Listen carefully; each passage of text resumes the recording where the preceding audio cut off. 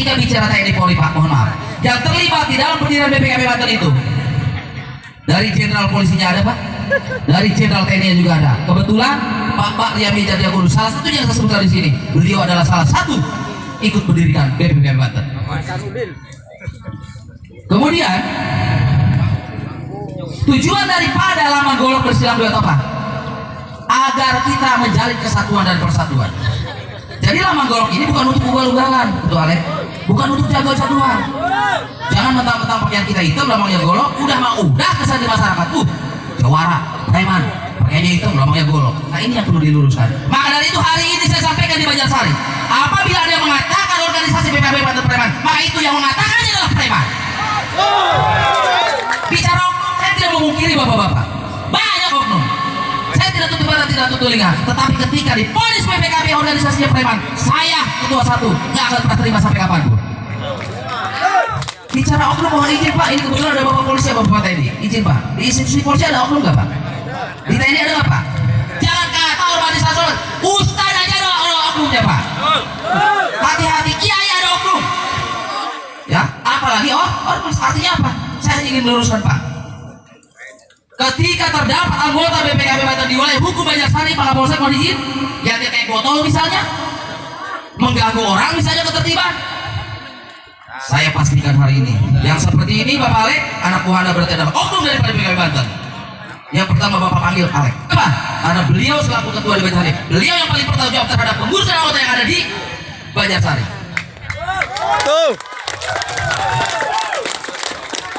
Jadi kembali ke tadi yang saya bilang tadi, tugas utama pengurus itu adalah membina. Ya, setelah dikumpulkan di salah satu wadah direkrut orang menjadi anggota BPKB Banten, tugas utama pengurus ingat pembinaan, yaitu membina. Supaya apa? Supaya hidup kita menjadi terarah. Apa yang harus kita tanamkan kepada kader BPKB Banten? Ingat. Mohon izin Ketua Alek, ini logo doktrin kita nggak dipasang ya? Lupa. Mana?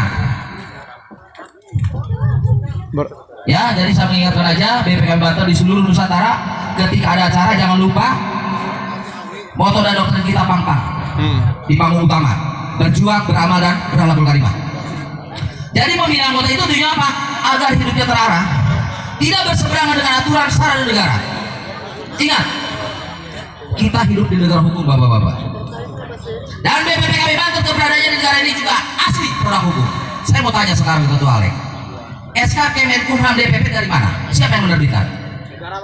Ya? Kementerian. Kementerian apa? Kemenkumham. Artinya produk hukum. Anda bisa jadi ketua berdasarkan apa? SK. SK. Yang diterbitkan oleh DPP. DPD. DPC. DPC dong. Karena ada DPC kan? DPC ya. Artinya itu rangkaian.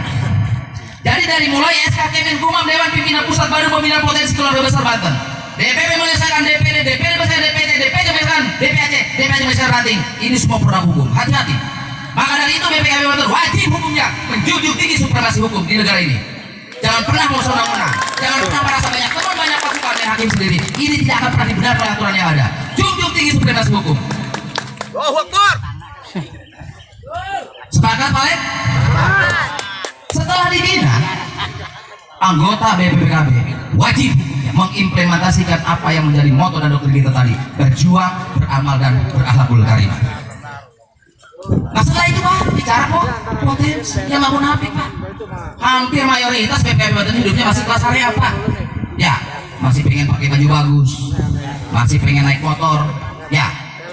Ya kan, nggak usah munafik lah, ketuanya juga mungkin pengen kawin lagi, kan gitu kira-kira ya. Manusiawi lah, manusiawi, kan gitu. Selama tidak bertentangan dengan aturan, artinya jangan karena semua keinginan gitu kita menghalalkan segala cara. Karena kita hidup di negara ini bukan hukum riba, tapi hukum dilindungi oleh aturan dan undang-undang konstitusi. Jelas? Jadi jelas. Laman Golok itu buat kesatuan dan persatuan. Saya lanjutkan. Apa komitmen kita tadi dengan penguasa negeri ini? Apabila negara Republik Indonesia yang kita cintai ada pihak-pihak yang ingin mengacaukan khususnya kesatuan dan persatuan, maka BPKB Banten komitmennya Pak Alek dengan negeri ini, dengan penguasa negeri di barisan kedua dari setelah Bapak Kapolsek. Barisan depan Polisi Republik Indonesia, Polri. Barisan kedua BPKB Banten, barisan belakang terakhir siapa? Pagar negeri yang terakhir, yaitu Bapak dan Ramil dan teman-temannya dari institusi TNI. Perlu saya sampaikan di sini, bagaimana dari jelasan ini? Kalau tidak sampaikan nanti, punten Pak dan Ramil. Kalau kata Kiai, mau ngaji atau nggak butuh kodok, mungkin balik riuh nanti. Apa sih yang disampaikan ketua satu itu? Baris berbaris begini. Apabila ada pengacau masuk ke negara Republik Indonesia, yang pertama menghadapi adalah bapak polisi kita. Ketika bapak polisi kita tidak bisa menghalau pengacau ini, bukan berarti polisi nggak punya nyali. Polisi punya nyali, terlatih, punya pistol, tapi beliau kena aturan dan undang-undang. Ada hal inilah itulah. Berarti jemaah gelut. Lamun gelut wajib polisi, ya BPKB lawana. Artinya ketika ada yang mengacaukan kesatuan Republik Indonesia, BPKB Banten garda terdepan untuk membela negara yang kita cintai ini. Ingat bapak-bapak, kita sebagai generasi bangsa tinggal menjaga dan meneruskan. Nenek moyang kita, mohon maaf, energi, waktu, pikiran, bahkan nyawa darah dikorbankan untuk negeri ini. Kita tinggal melanjutkan. Siapa lagi kalau bukan kita? Makanya kalau ada yang mengaku rakyat Republik Indonesia tapi tidak mencintai kedamaian, juga tidak mencintai perbedaan, pindah saja Pak Kapolsek, suruh pindah aja dari Banjarsari. Oke? Kita ini takdir Pak Suratan. Hah? Kita ini ditakdirkan hidup di negara yang beragam. Maka dari itu saya mohon kepada pengurus anggota BKB Indonesia, khususnya di Kecamatan Banjarsari, berbuatlah baik kepada siapapun, kapanpun, dimanapun. Jangan pernah melihat latar belakang suku apa, etnis apa, agama apa, bukan urusan kita. Yang penting kita lakukan kebaikan, karena sesungguhnya apapun yang kita lakukan di dunia ini pasti akan ada konsekuensinya. Kita melakukan kebaikan, maka kebaikan pula yang akan kita panen. Begitupun sebaliknya, ketika kita melakukan keburukan, cepat atau lambat, tinggal tunggu saja balasannya. Jelas Pak? Kemudian yang kedua, saya pesan anggota BPKB atau pengurus BPKB khususnya di Kecamatan Banjarsari umumnya di seluruh Nusantara, jangan pernah sekali-kali memperlakukan orang lain tidak adil. Jangan pernah sekali-kali menjolimi siapapun, kapanpun, dimanapun. Tapi tolong diingat Alex, saya nggak mau di Kecamatan Banjarsari ada perlakuan dolim terhadap anggota saya. Selama saya bisa dan mampu, saya tidak akan tinggal diam untuk membela anggota saya yang diperlakukan tidak adil tadi. Kenapa? Dasarnya jelas Pak, dituang dia nggak ada sadar rumah tangga. Setiap anggota BPKB ketika diperlakukan tidak sesuai dengan ketentuan, diperlakukan tidak adil, maka dia mempunyai hak dan perlindungan daripada pengurusnya. Untuk itu jangan pernah dibiarkan ketika anggota kita diperlakukan tidak adil. Tapi jangan sekali-kali kita memperlakukan orang tidak adil. Kemudian yang berikutnya, yang tadi saya bilang, kalau huru hara ini, pengacau ini dihadapi polisi sudah nggak bisa, maka mohon izin tidak memberi hormat Pak. Bukan kami nggak percaya Bapak, minggir Bapak. Berarti jemaah dulu kami lawan. Maka bangun kemitraan, bangun kerjasama yang baik dengan para pihak. Tidak perlu saya sebutkan satu persatu. Terlebih-lebih, Ketua Alek, mohon izin di mana nih Ketua DPC ini? Terlebih-lebih, bangun kerjasama dengan institusi TNI dan Polri. Karena sesungguhnya TNI dan Polri adalah mitra utama kita. Bahkan BPKB Banten Pak, mohon maaf, kita ini punya komitmen dengan penguasa negeri ini, siapapun penguasanya. Ya, penguasa negeri ini yang dipilih secara demokrasi adalah sah. Suka tidak suka itu adalah pemimpin kita. Dan siapapun pemimpin di Republik ini, kita sudah punya komitmen dengan penguasa negeri ini. Nauzubillah Pak Kapolsek, izin, mudah-mudahan tidak terjadi di negara kita. Namun, ketika negara kita ini terjadi chaos, kami waktu itu, waktu audensi ke Istana Negara, yang dalam hal ini disambut oleh Bapak Wapres, Pak Hamzahas, dikarenakan waktu itu Ibu Megawati Sutri lagi menerima tamu negara. Kalau tamu negara itu kan bisa diwakilkan Pak, harus RI 1. Maka dari itu Ibu Megawati Soekarno Putri selaku Presiden Republik Indonesia waktu itu menyambut tamu negara, kemudian kami didelegasikan kepada Bapak Wapres, yaitu Bapak Hamzahas. Apa komitmen kita dengan penguasa negeri ini? Setelah Bapak Wapres mempelajari anggaran dan rumah tangga kita, beliau istighfar nggak berhenti-berhenti.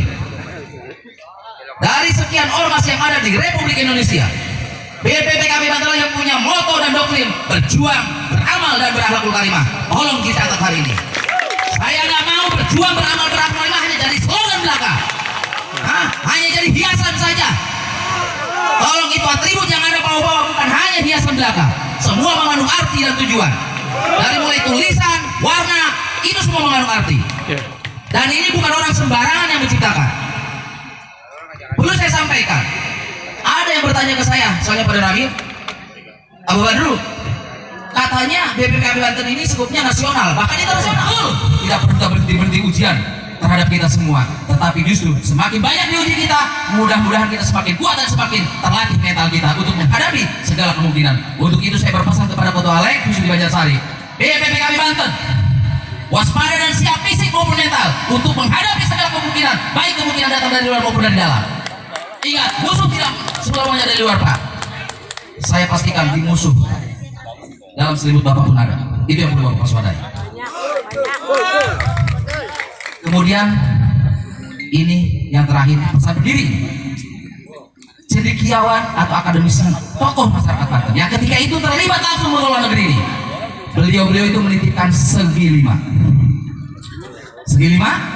Segi lima di sini adalah, nah ini segi lima di sini adalah apa? Organisasi BPPKB Banten berazaskan Pancasila. Maka ketika ada pihak manapun yang ingin mencoba cabik Pancasila, yang Pancasila di sini adalah harga mati, nggak perlu dibahas hari ini. Ini udah kesepakatan para pendiri bangsa, para pendiri negara ini, yang dalam hal ini dari semua elemen ketika itu terlibat, termasuk para alim ulama dan para santri. Jadi Pancasila itu sudah harga mati, janganlah kita terobsesi dengan isu ini dan isu itu, wah gitu semua. Kurang ajar itu. Maaf nih Pak, saya kalau sudah berbicara tentang negeri ini Pak, mohon izin, ulat takut sudah putus Pak. Siapapun yang terima dengan sambutan saya, silahkan datang, tembak saya sekarang. Saya sudah wakafkan jiwa saya untuk menjaga negeri ini. Karena apa? Nenek moyang kita, saya bilang tadi, mengorbankan nyawa dan darah untuk negara ini. Kita tinggal menikmati. Bersinergilah dengan aparat-aparat yang terkait, terlebih-lebih dengan TNI Polri tadi. Jangan pernah berseberangan dengan institusi ini.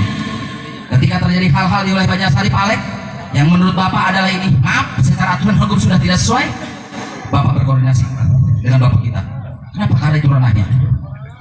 Kita juga jangan selalu mengedepankan suudzon. Apa? Suudzon. Harus dikedepankan husnuzon, berbaik sangka.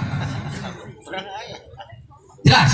Jadi ketika ada pengacau yang ingin merusak atau merubah dari sebagainya tentang Pancasila, bukan hanya pemuda Pancasila yang berkewajiban, tetapi kita BPKB Banten garda terdepan juga untuk membela Pancasila. Semangat!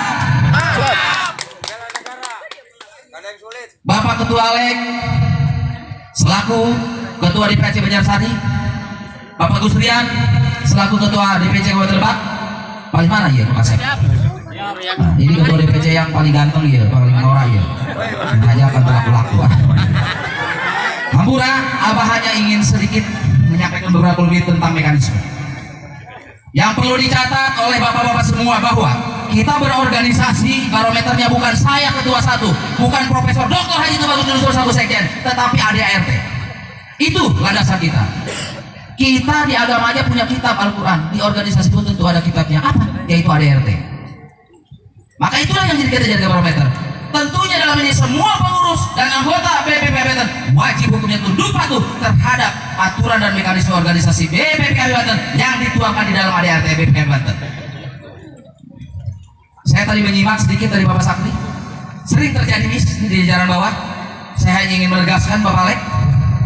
Bapak Alek selaku Ketua DPAC Banjarsari. Bapak setelah di-SK-kan oleh Bapak Ketua DPC, maka keberadaan Bapak definitif di Banjarsari berdasarkan SK tadi. Maka Bapak punya hak untuk mengatur rumah tangga Bapak di Banjarsari. Saya ingatkan hari ini, siapapun yang masuk wilayah Banjarsari tanpa nyuwun sewu kula nuwun kepada sampean berhak untuk bertanya kepada orang tersebut. Saya nggak mau terjadi di Banjarsari, khususnya umumnya di DPC Kabupaten Lebak, ada sifat intimidasi intervensi dari pihak manapun. Mohon maaf. Ya, sekalipun itu BPKB banyak sekarang Pak. Lu tiba orang bawahan, gua anu. Nah ini, maaf Pak. Mudah-mudahan tidak terjadi. Ini saya antisipasi Pak Alek. Ketika ada terjadi demikian, Anda selaku Ketua DPAC punya hak penuh untuk mengatur rumah tangga Anda di DPAC Banjarsari. Siapapun yang masuk wilayah Banjarsari, sekalipun itu BPKB, baik itu dari DPP, saya tegas nih, DPD, DPC, kalau tidak sopan kepada Anda punya hak untuk bertanya kepada orang tersebut. Anda dari mana? Punya apa dan kembali. Kalau tidak terjadi komunikasi, jangan ini menjadi sewenang-wenang. Ingat bapak-bapak, jabatan pangkatan adalah amanah yang harus dipertanggungjawabkan kelak. Bukan hanya di dunia, tapi kelak di akhirat di hadapan Allah Subhanahu wa Ta'ala. Betul. Saya nggak mau ada sistem senior-junior, nggak ada urusan. Semua anggota BPKB, pengurus dari mulai tingkat atas sampai tingkat bawah, jangan kata ketua PAC, ketua ranting, anggota sekalipun tidak punya jabatan apa, punya hak dihormati selaku anggota. Dan setiap anggota dan pengurus punya hak bicara ketika memang ada hal-hal yang dianggap ganjil. Izin ketua Lek, saya ketua satu dari pimpinan pusat, nomor HP saya dari zaman Nabi Adam sampai zaman Ibu Bapak pernah ganti Pak. Ya, artinya ketika Bapak ngadu ke DPC Detok, ngadu ke DPD Detok, 1 kali 24 yang hubungin saya. Jadi saya nyatakan dengan tegas di sini, hati-hati dengan oknum Pak. Ini lagi-lagi bicara oknum nih, ya, karena oknum itu bisa terjadi di mana-mana. Saya juga minta kepada jajaran dan satgas DPP